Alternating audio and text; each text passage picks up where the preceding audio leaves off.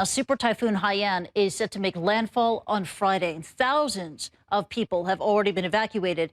But as the storm blazes across the Philippines, it is expected to affect millions. And Haiyan, it couldn't come at a worse time. Parts of the Philippines are still recovering from last month's devastating earthquake. Now, Andrew Stevens is in Tacloban City. He has more for us now. He joins us live. And Andrew, this, again, it's the most powerful typhoon of the year so far. Is the Philippines fully prepared for this storm? The President of the Philippines has just been on national television, Christy, which is a highly unusual event, to talk about the preparations that have been made and about the fact that the government stands ready to help the people in this area when the storm hits and, of course, in the aftermath. It's very difficult to gauge whether enough has been done. The Civil Defence is saying they've moved about 4,000 people from the low-lying areas and from the areas which are susceptible to landslides. But this area I'm in Leyte, has about 1.5 million people, and this, and I can't overstate the severity of this storm.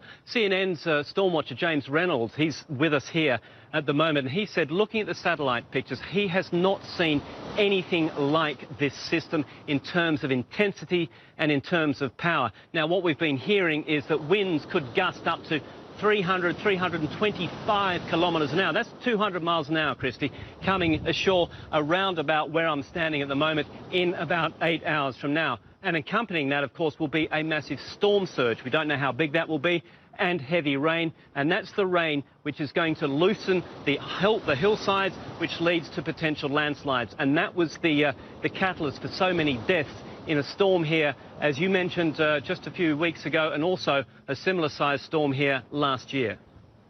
Yeah, and very soon you and the team have to move definitely away from the coastline where you are now. Andrew, could you also tell us about the vulnerability of the survivors of that earthquake? That was a 7.3 magnitude earthquake. It took place there last month. Because now, and many of them are homeless in tents, they now have to face down this storm, this super typhoon. That's right. Tens of thousands of people are being reported to still be living in tents, and this was an earthquake which struck this region only a few weeks ago. Those people, as you point out, are very, very vulnerable, particularly to the torrential rains and also the incredibly strong winds that are going to hit here. The government says that it's done what it can. It says that the preparations are really, well, they're not saying it's adequate, but they're not saying more is needed to be done either.